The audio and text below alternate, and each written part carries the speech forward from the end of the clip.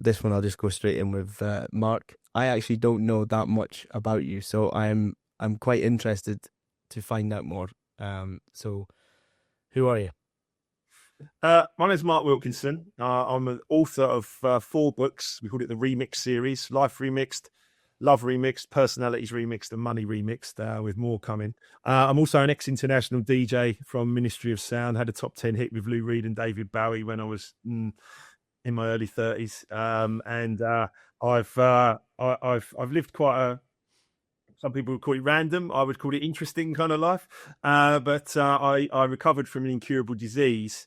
And that was what really got me moving around people and my fascination with people. And basically, so DJ, Olympic Stadium. What's the Olympic Stadium about? So I worked at the Olympic Stadium. That was my first role in health and safety. Mm. So people often say to me, how have you gone from a DJ and a music producer to health and safety professional? And let me tell you, that was quite an interesting transition, because ultimately everyone loves the DJ normally when they're doing their thing. And let's be honest, not everybody loves the health and safety professional. No. You can agree with me, isn't it? Yeah. You can agree with me. It's quite an interesting, transition of my career. But the way I went from it is because what I realised is I just love people. Music was part of my ability to connect with people as a younger person. But certainly as I got older, I needed more things, more tools in my toolkit, if you like. And I did a NEBOSH. I wanted to work in the energy business with Equilibria. Didn't quite pan out at that time, back in sort of 2011, 2012. I got a role at the Olympic Stadium. Start small, first health and safety job, just start with a little job, So I walked into the Olympic Stadium, but what an opportunity it was. And I never looked back. So how did you get into energy then? What was your route there? So my route into energy is via Equilibria and E-Colours. So you met Lewis Senior. And before we launch into the podcast, I just want to commend you as well, actually. Joe, what you're doing here is something really, really special. So just take my compliments for a moment. Some of the guests you've had on here, the 2 Deepwater Horizon survivors, Leo, Linda and John Guide, amazing podcast. The 2 Piper Alpha survivors, Ed Punchard, Joe Meenan, 2 Piper Alpha survivors, incredible podcast. Of course, Lewis Senior, my friend and colleague from Equilibria and E-Colours, and David Whitehouse, and all the other people. I've just named a few, but all the people you've had on this pod, it's just amazing what you're doing, and getting people to open up and talk about their experiences and what they're doing now and what they're taking forward is really, really powerful. So all power to you. And for me, I am fascinated by people. I'm fascinated by keeping people safe, because that's what I like to do. I like to care about people. And I decided that actually my skills would be best used in high risk environments. And when someone introduced me to the E-Colours, and the very first question that was asked and how you could get hurt based on your personality style, all of a sudden it opened my eyes, and that's how I end up now working with Equilibria, with Step Changing Safety, and all the other great people that we work with around the world. I'm very blessed to do so. And I think the big question to ask everyone at the start of this podcast is it reasonable to believe that different people with different personality styles will see and manage risk differently? I think that's an interesting question to ask. And if you think about different people that with different personality styles, different people do manage risk differently, don't they? Yeah.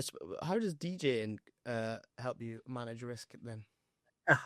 So what DJing taught me was very much about energy.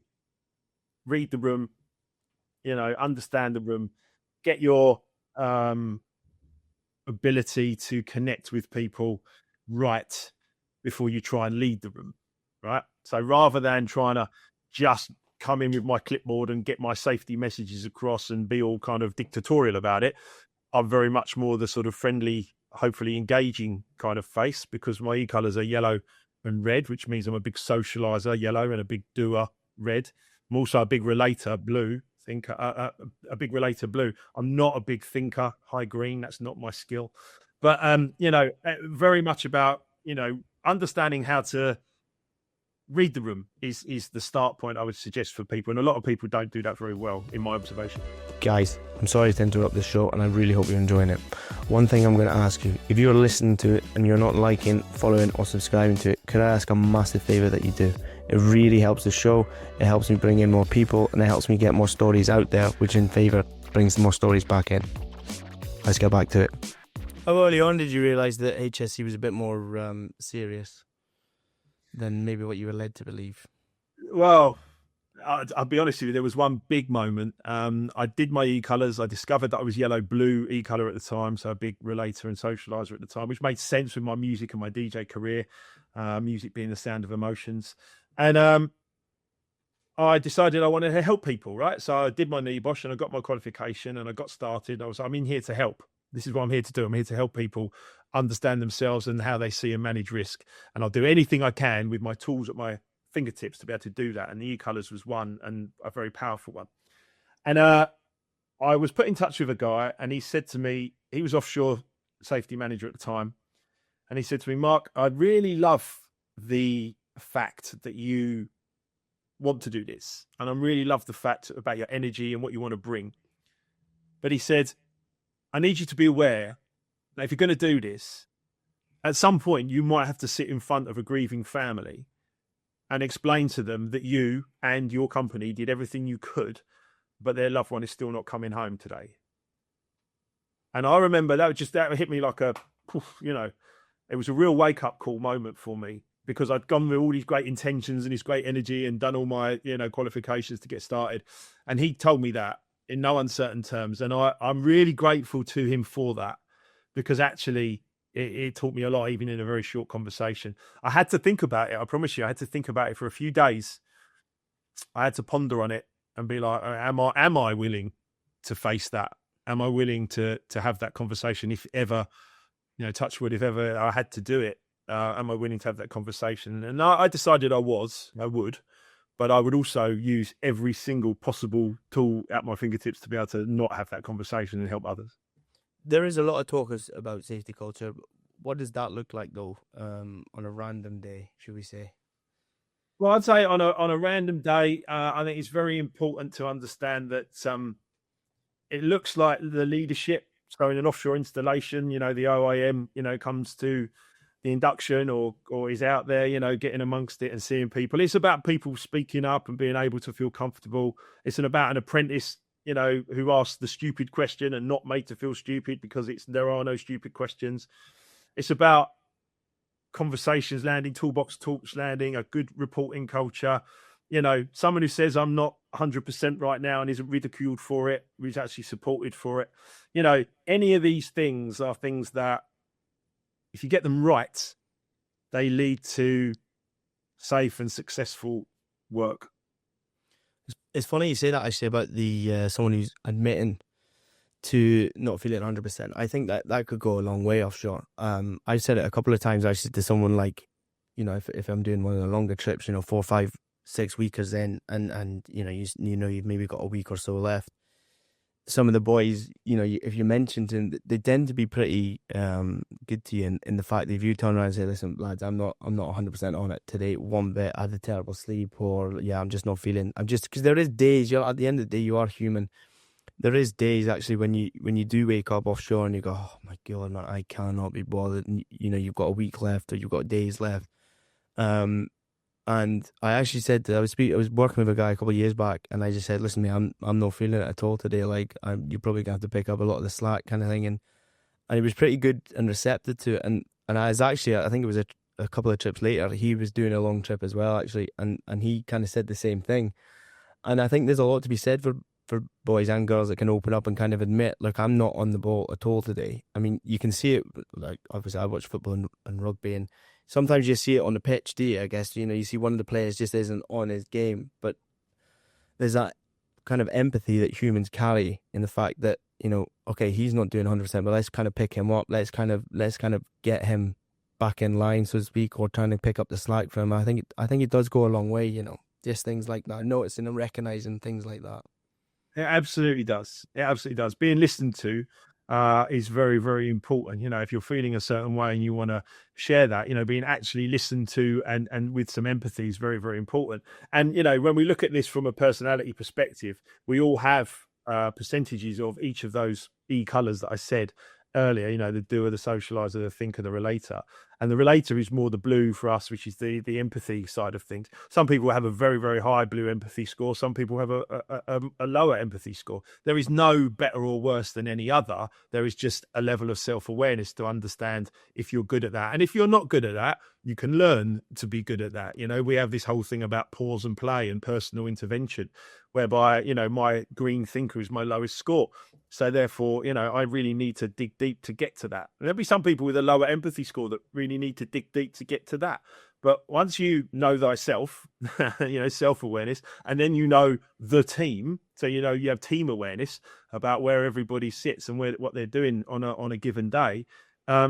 It's a real win for people. And Lewis Senior, who you've had on here, as you well know, has been in the energy business for 50 years globally, is now my coach, mentor, friend, golf buddy, and everything else. And I learn from that man every single day from his experiences, globally in the energy business. And I'm looking to continue that, legacy, if you like. I'm looking to continue that and keep moving this forward, because it's had a huge impact on me and made me a better person. And therefore I know that it can help others. And that's as a high yellow, yellow red. That's big for me. I just want to help others. And some people want it, most people want it, and some people don't, and some people are not ready. And that's also still fine. But I think it's about understanding that, we have these indicators as human beings. What's the fastest way a leader will destroy safety culture? I would suggest, not listening to somebody, and not listening to somebody, or I don't want to say making someone feel bad if they speak up, but you know what I mean? Making someone regret that they spoke up. Yeah. So if they spoke up about if I'm on your rig, or I'm on your installation and I'm talking to you and I say, Joe, I've got a concern here and I need to flag something, and I'm sort of pushed away or ridiculed or no, that's not important right now. We've got to focus on production or whatever it might be at that given moment. I might not, depending on my e-colors, I might not ever do that again. And I think it's very, very, very important to understand that will kill culture, because people just be like, oh, well, they don't care. They're not listening. If you've got a genuine concern and you've got something and you bring it to somebody and it's, dealt with well, received well, and then there's an outcome that moves something forward in a positive way, you're going to do that again, aren't you? Because actually, if you see something, you're going to speak up about it again. And I think, as human beings, we have constant challenges. And I think that, for us to be able to perform at our very, very best and realize our potential, we need to be understood based on who we are as human beings. Yeah. Yeah. Oh, yeah, I actually totally agree, to be honest. Have you ever come across a moment though when you go, right, we need to fix what's going on out here right now? Personally, no, not in that way. I've certainly had moments in certain other areas. I did a lot of work at Heathrow Airport, for instance, and various other places where things have needed to be changed, but never kind of like that emergency kind of situation, thankfully, so far. To be honest, the things I've needed to fix right here, right now are more personal.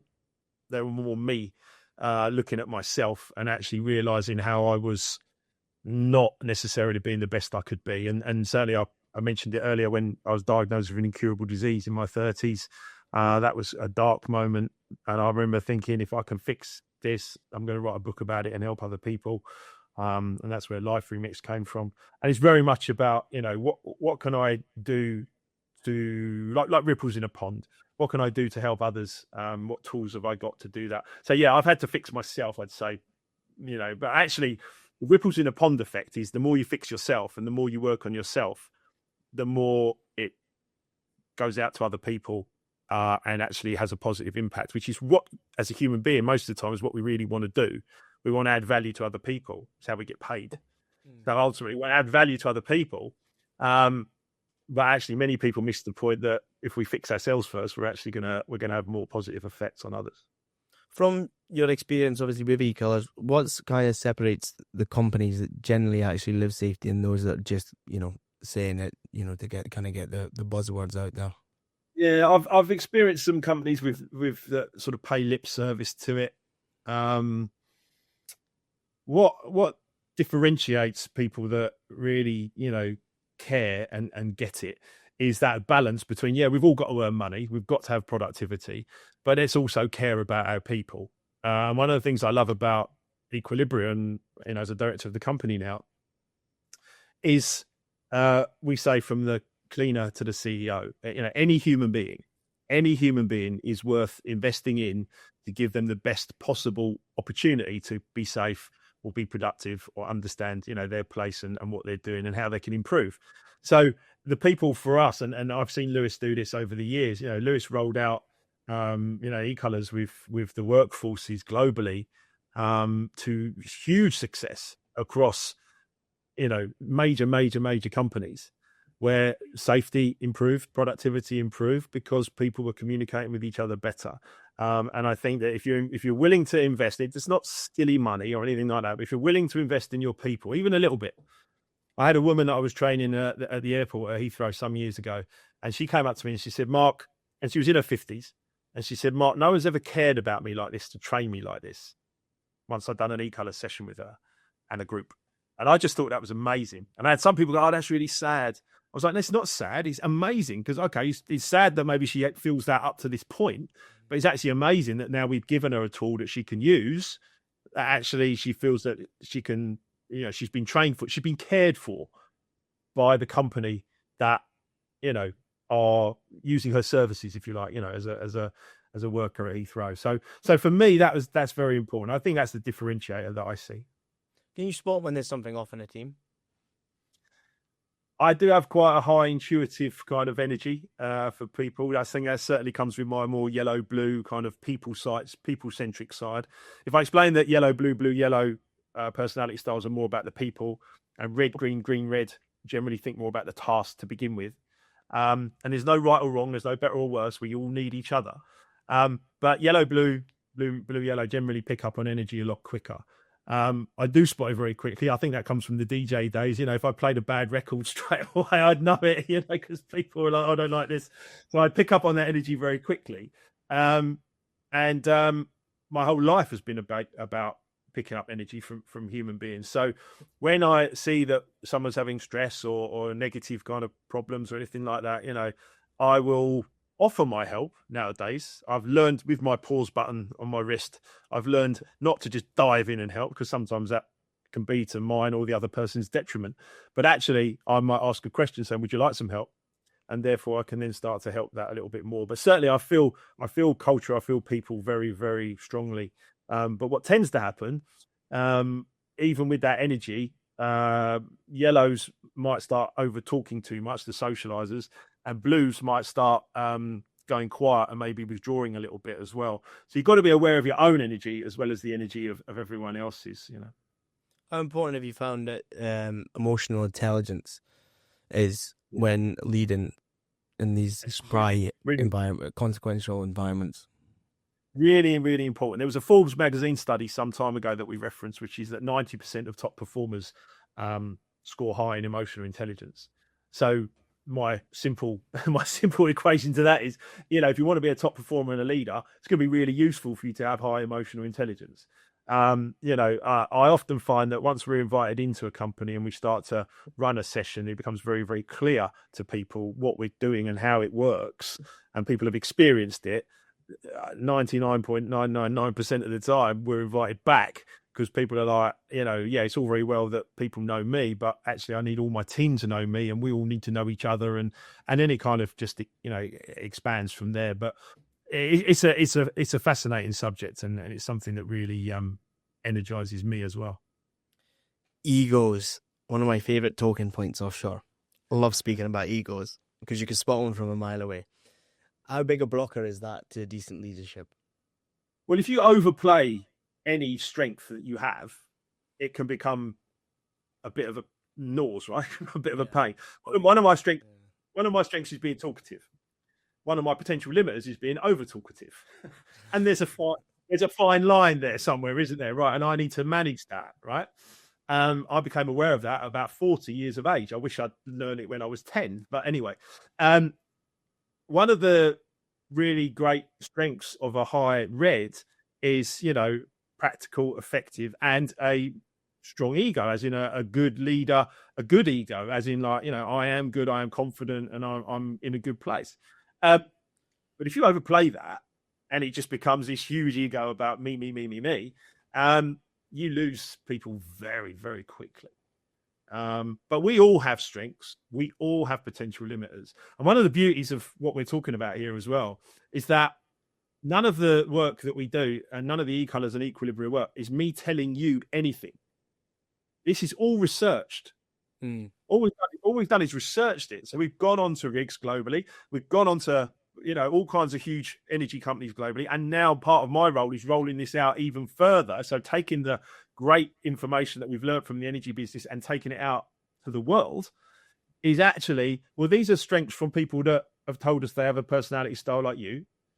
And these are some of the potential limiters that people have told us. Now, what do you think? And that ego thing is a real killer. But as is being too talkative, as is being too much of a perfectionist if you're high green, or being maybe too stubborn if you're high blue. We all have something. But ego, to answer your question, ego can really it can stifle a lot of creativity. It's quite funny. So the company I work for at the moment, I've been working for a wee while. I've said to most people, probably one of the best companies I work for in terms of their model that they use. They don't actually have like a standout supervisor. So when you go out there, you're all kind of on the same level, and it's actually, it works really well. So there's no real issues with egos. It's more a case of if someone's got a better idea, then they just go for that idea. They don't stick with any. I mean, obviously you've got certain guys who've got more experience. You kind of lean on them for their help and whatnot. But it's honestly it's a really, really good model.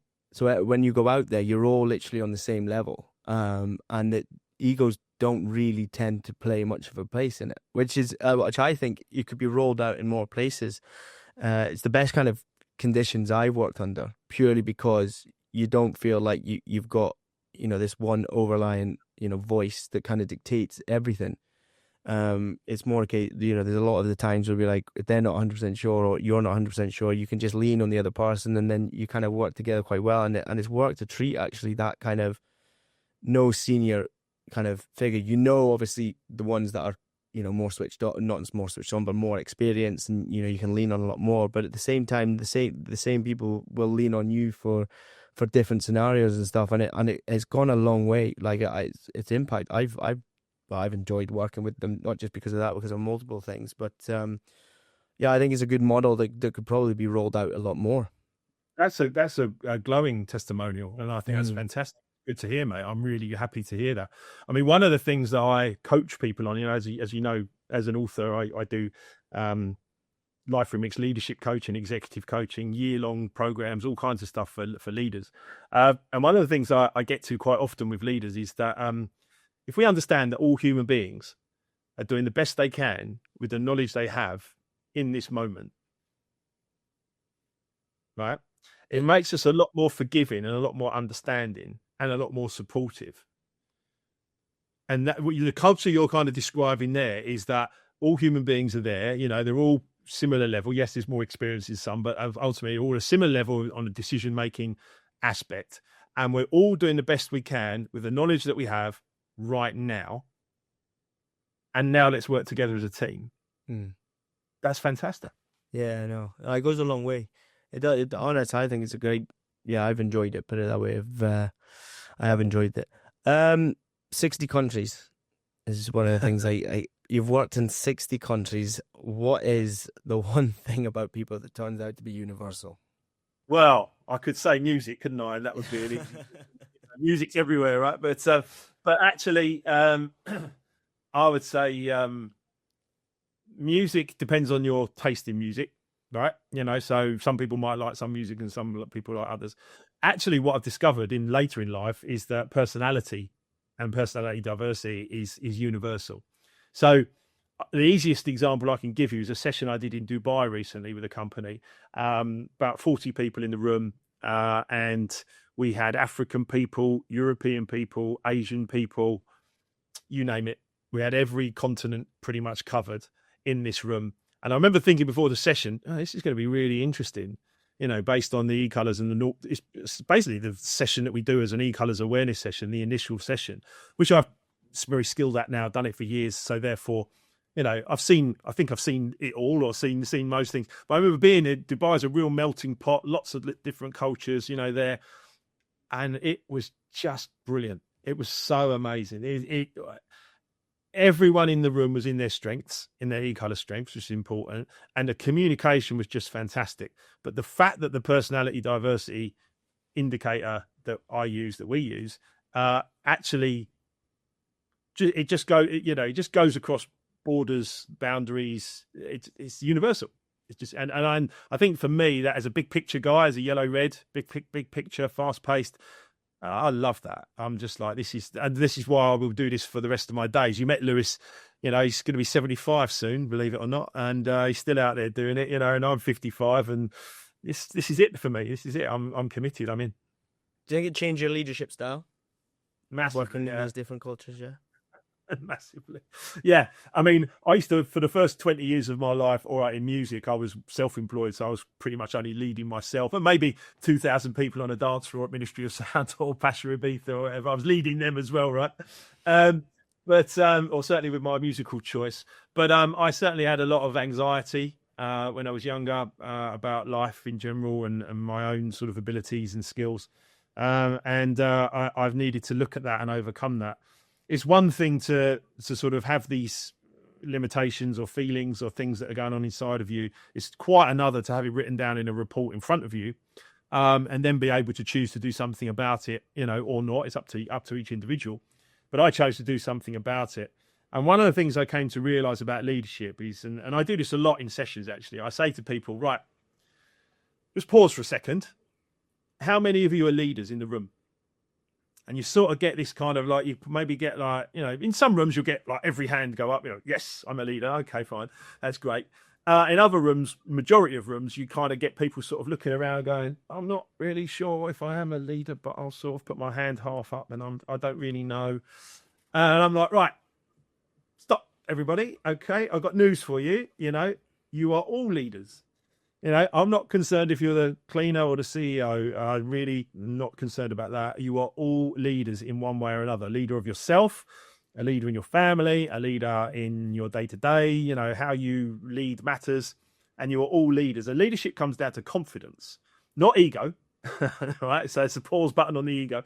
But actually confidence or too much ego is confidence and personality style. So if I said this to you, top color blue relators are more compassionate leaders. Top color green thinkers are more strategic leaders, more about the strategy. Top color reds are more directive leaders, more this direction, this is what we're doing. And yellows, like me and like Lewis, we like to think we're inspirational leaders, right? Now, with all of that in mind, sometimes that can work, and other times it might just fall flat on its face for all of us, right? So if you're a red directive leader and it's not working, then you need to think about your communication style to the other 3 of the 4 quadrants. As a yellow, I want to be inspirational. I want to go around the world and inspire the world and be all yellow. It doesn't always land, right? So I need to be aware of that, know my audience, pick up on the energy, read the room before you lead the room. Know my energy, but then also know the energy of the others in the room. And then I can start to develop my communication style to them, and it's more likely to land. And that is so, so powerful. It's like the fast track to being able to get to where you want to get to. And for me, that's the joy of this work. Yeah, it's amazing that you said that, actually, because there's one thing, and I pick up a lot of it offshore, is especially when you go to new vessels, new installations, new well sites or whatever, is I think sometimes people are so, not everyone, but some people are so quick just to go in there with their own usual personalities, their day-to-day personalities back at home, where they speak, that kind of language or whatnot. I think people are too quick to go in and just act, be that same personality. And I think it does, and I found it myself as I've got older, is sometimes you need to back off from your usual personality until you understand the people you're around. Once you then, become more familiar with them, they become more understanding of you, then you can actually come out a bit more, especially if there's a language breakdown. Obviously, it's very difficult to come out in the end. I was working in Italy last year. No one spoke English. There was barely any English. There was barely any English spoken. And I found it quite, I'm not going to lie, I found the first few days was quite difficult when I was working with them because, no one speaks English. I think I became mates with a dog. That was like my best mate for like the first few days. I was onshore. But it's amazing how after time, you're around these guys, same guys all the time, you slowly start to entwine. And then the next thing, you find yourself being your normal kind of person. Okay, they can't understand the word you're saying, but you're kind of working off each other. I was starting to pick up certain words. So obviously, and you almost find yourself coming back to who, you are. And I think there's a lot to be said for people that can have a bit more patience with a room or with a place that you are, a few days, work out the person, work out who they are. And then you find both of you will end up becoming, or a group of you, whatever, will actually find you become who you are, but just toned down to that individual. And I think one thing is, I saw it, especially in my early days offshore, is there is a lot of people that just think that's who they are, that's who they're going to be, like it or not. And that's fine. You've got to have respect for them as well in that way. But I think sometimes if you're wanting to kind of build into a group, I think it goes a long way to have a bit more patience with that personality before you understand the others. So I totally agree with you. I would suggest Google Translate might get you out of jail a bit more these days. I remember doing a DJ gig in Italy. And not one person spoke English. And I felt like there's that film Lost in Translation with Bill Murray from years ago, where he's in Japan and he doesn't speak a word, and he's like, "What's going on?" I felt like it felt so weird. I was like, "What's going on?" But I'll give you an example to sort of back up what you were saying there as well. So I was working recently with a red-green, task-orientated, independent kind of guy, business leader, and very, very much higher up on that red-green spectrum, if you like, and. He said to me, and it was just a flippant comment, but it made me laugh. He went, "I hate yellows." And I said to him, because we'd done a bit of work on this, right? And he said, "I hate yellows." And I said, "Why?" And he said, "Always coming in, always interrupting me, always talking, always socialising, da da da da." And I went, "Oh, right." And I, let him play that out in his mind and speak it through. And I said, "I think what you're describing is a yellow without a pause button." And he went, "Yeah, that's exactly what I'm describing." And I said, "Okay, right." So in that case, then what we need to do is then help that other person, that yellow, introduce them to the pause button that we have on our wrists with our wristbands, or we wear hard hat stickers, all this kind of stuff. You have to choose to do it. We don't force it on anybody, but if people choose to do it, that's great. But just that level of understanding and intentional communication, whereby rather than just saying, "Oh, I hate yellows," right, or whatever it might be, just rather than saying that, it's actually more about, well, let's actually think about this in a slightly different way. Let's be more intentional. So let's pause that thought for a minute, and let's maybe introduce this person to their personality so that they can start to understand a bit more about themselves, and then playing pause buttons. And we did a session recently with Step Change in Safety, because we're doing a lot in Aberdeen, as you know, at the moment with them. And I remember one of the high greens on one of the green tables, we were doing a what went well, what can we learn from each other at the end of the session. And he said to me, very thoughtful guy, and he said, "Mark," he said, "just the notion of a pause button is really interesting to me." And this is a guy who's, senior, probably my kind of age, in his 50s. And again, I discovered it when I was 40, and I've been working with playing pause ever since, based on my personality style. But actually, just introducing that to a human being and letting them kind of ponder on it and think it through and how it might affect them, it works with every human being. Is great. You step on an offshore installation tomorrow. What's the first signs that the leadership's strong or weak? Strong versus weak is an interesting take. I would suggest more positive versus maybe less positive or yeah. I mean, I'm a positive guy, right? It's just difficult for me to even say the word negative, but yeah. I mean, look, it's an interesting angle, isn't it? I mean, look, it's about people making eye contact or saying hello or being welcoming. It's about the OIM, as I said earlier, being part of the induction or talking about their expectations and what they expect. It's about safety briefings being like a great dialogue, us all understanding what we're bringing to the table. Some personality styles are a lot quieter than others. Do we always listen to their opinions? Do we always ask them, or do they need time to think things through and then come back to us later? Are we being inclusive in that way? Are we making sure the standards are good? Are we reporting things well? And I would suggest a calm energy as well. A calm energy is always going to be more productive. One of my early coaches, Bob Proctor, who was big in The Secret many years ago, his work touched millions of people, and he always used to say to me, "Mark, know your strengths and know your weaknesses," he used to call them. I remember wanting to understand more about that, and that's what the e-colors taught me very quickly. But he also used to say, "Mark, calm down and speed up." And I remember at the time thinking, what on earth are you talking about? Because surely I've got to be productive and I've got to push and I've got to go and I've got to be fast paced and blah, blah, blah, blah, let's keep going. And he said, "Mark, calm down, speed up." I didn't understand it for a little while, to be honest. But now I totally get it. The calmer I am, the more productive I am, the more creative I am. And that calmness comes from know thyself and know others, self and team awareness. That calmness, that's what the work that we do brings to people. And that calm energy actually allows what we want to happen, which is more productivity, more success, more money, whatever it might be. But it's the calmness that leads to the creativity. And a lot of what I do in leadership coaching is teaching people that calmness, forgiveness, acceptance, gratitude, get into those places where most people don't even really go to. But actually, if you go there, you become a brilliant leader.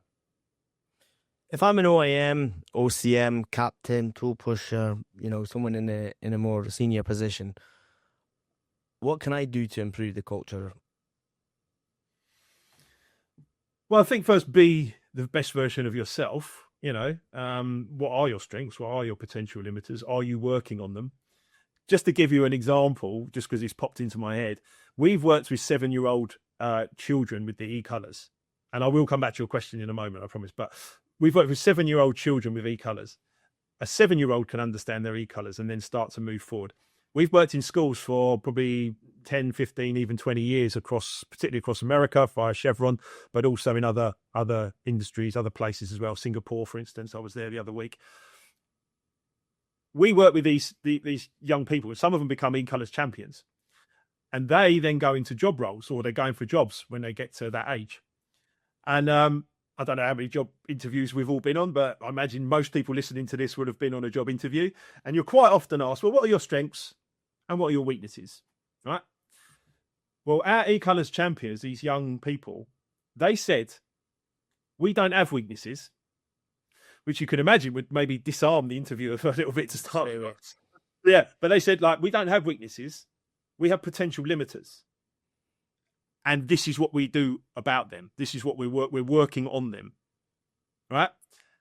And I can tell you, to a person, each one of those school kids got the first job and the best job they went for, because that's how they approached their interview. So if we revert that back to the leadership positions in any company, any situation, if you're willing to say, well, I have some potential limiters and this is what I'm doing about them, this is what I'm working on them, that makes you more human.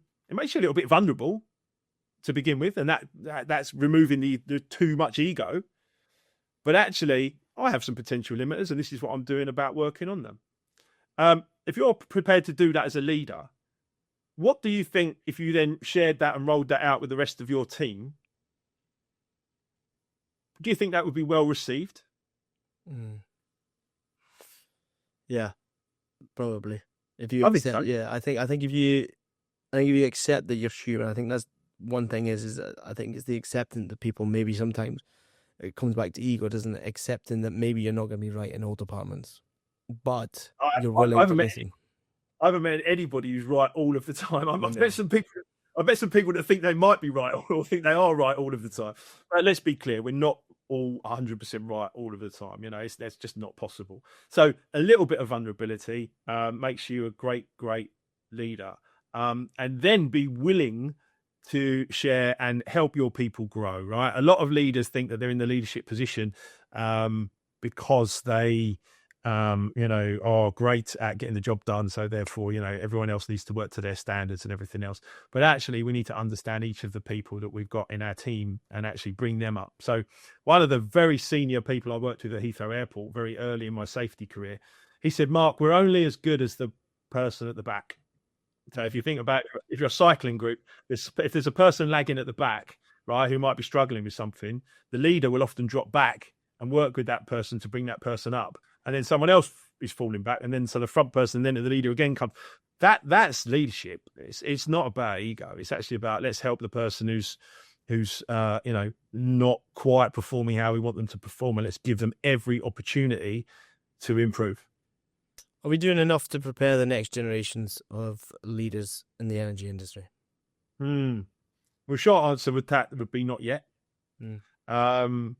I think we develop technical skills because we have to, and it's very important. You're not going to get anywhere if you haven't got the technical skills. And then we tend to promote just performance and results, but we don't necessarily promote the self-awareness and the things that I'm kind of talking around psychological safety, error reduction, what makes it difficult to speak up, teamwork tendencies. We don't do enough of that yet.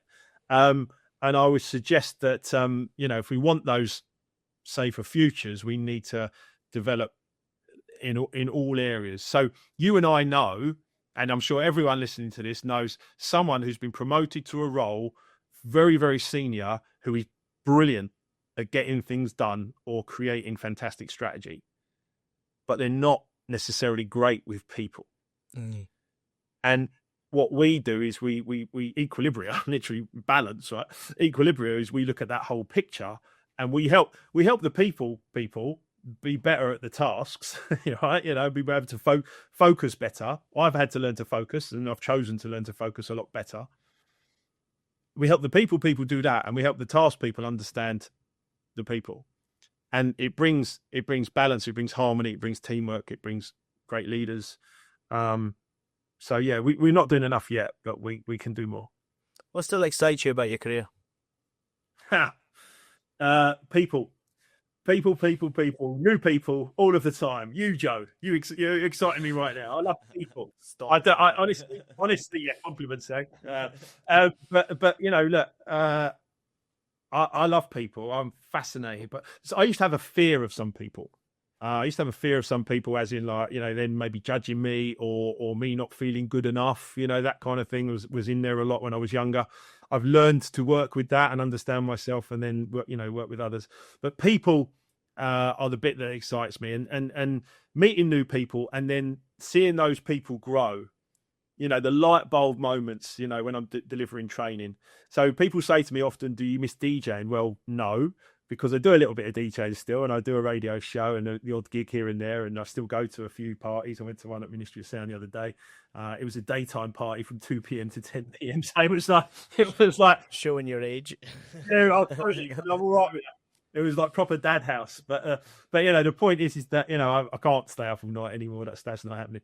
But people say to me, do I miss the music and the DJ? Well, no, because actually, like tomorrow, I'm driving up to headquarters here in the UK, and I'm delivering a big e-color session to 50 people, and the majority of those people in those sessions will have light bulb moments about themselves and the other people that they're working with, because they've maybe never understood anything about personality or personality diversity.